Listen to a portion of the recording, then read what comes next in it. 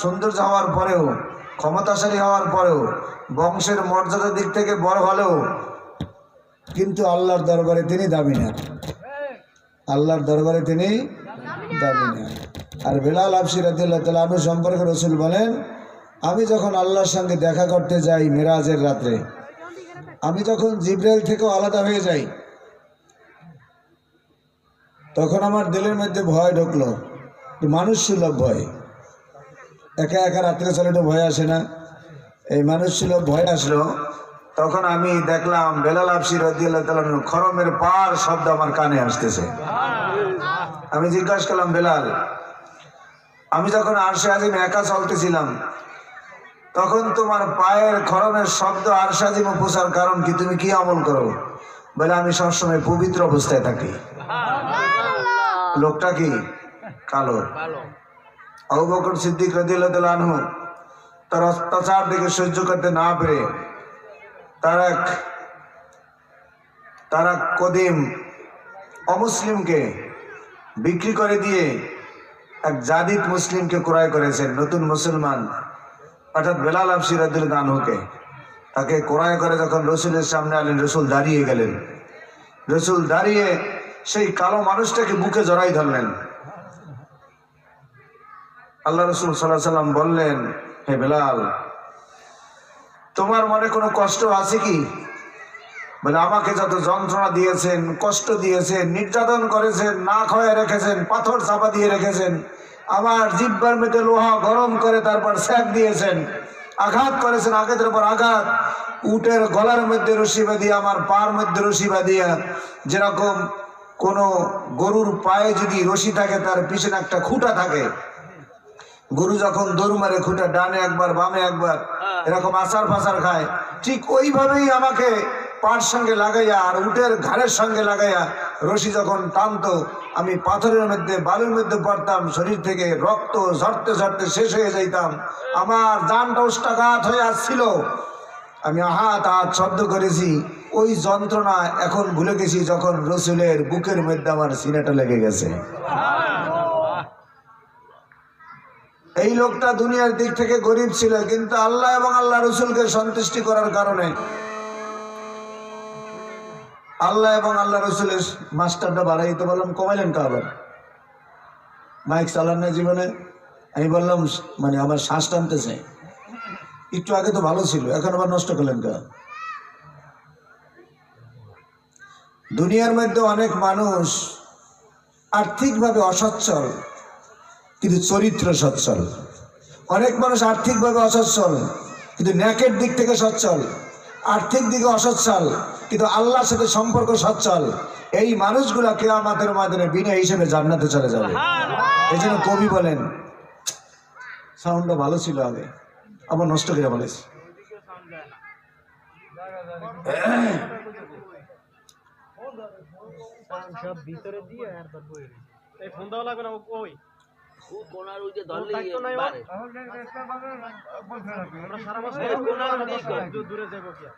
আলহামদুলিল্লাহ, আরো বাড়ান। আলহামদুলিল্লাহ, আলহামদুলিল্লাহ, আলহামদুলিল্লাহ। রাখেন। কবি কি বলেন? এমন জীবন করিও গঠন, এমন জীবন করিও গঠন, মরিলে হাসিবে তুমি কাঁদিবে ভুবন। এমন জীবন করিও না গঠন, মরিলে কাঁদিবে তুমি হাসিবে ভুবন। দুনিয়াতে বহু মানুষ চলে যায় আর যার যার হইয়া সাধারণ মানুষ কাঁদে। একটা মানিক্য হারায় ফেলাইলাম, একটা ভালো মানুষ হারায় ফেলাইলাম, যার উসিলা এলাকায় দেশে রহমত নাজিল হইত, সেই মহামানব, সেই আল্লাহর ওলি আজকে দুনিয়ার মধ্যে নেই। আর এমন মানুষ দুনিয়ার থেকে বিদায় নেয়, যারা বিদায় নেওয়ার পর মানুষগুলো হাসে। যেনাকে বিদায় দিলেন মানুষগুলা কাঁদে, উনি কবরে গিয়ে হাসেন। আর যাকে বিদায় দিলেন মানুষ হাসে, উনি কবরে গিয়ে কাঁদে। এজন্য চারিত্রিক গুণাগুণ রাসূল কারীম সাল্লাল্লাহু আলাইহি সাল্লাম বলেছেন, আল্লাহর কাছে সবচেয়ে প্রিয় ব্যক্তিকে তোমরা কি জানো?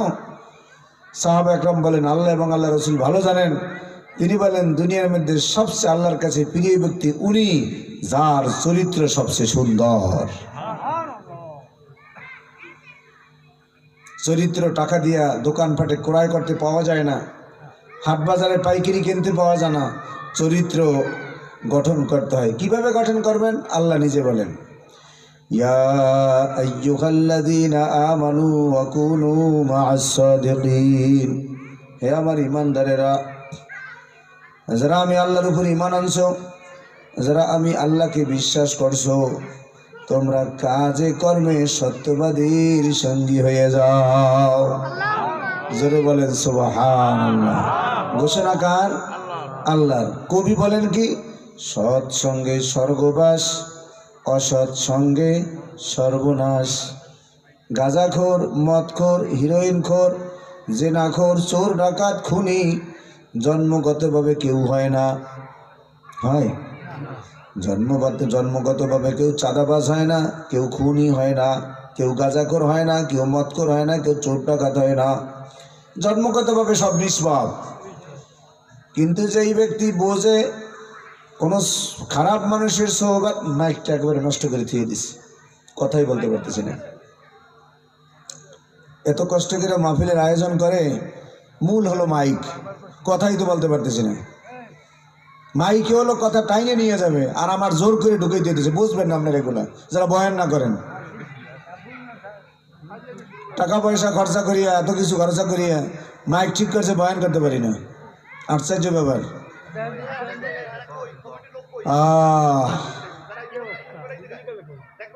আল্লাহ, আমি হয়রান হয়ে গেছি।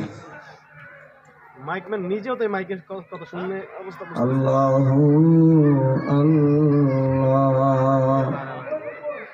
আল্লাহু আল্লাহ। জন্মগতভাবে সবাই নিষ্পাপ হয়ে জন্মগ্রহণ করে। আমার দিকে তাকান দোস্ত, আমার দিকে তাকান। জন্মগতভাবে একজন হিন্দু হইয়া জন্মগ্রহণ করে না, একজন খ্রিস্টান হইয়া জন্মগ্রহণ করে না, একজন ইহুদি হইয়া জন্মগ্রহণ করে না, একজন ডাকাত হইয়া জন্মগ্রহণ করে না।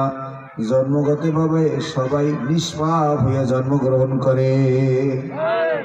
পরিবেশের কারণে কেউ আল্লাহর ওলি, কেউ বা শয়তানের ওলি। কথা সত্য বললাম কি?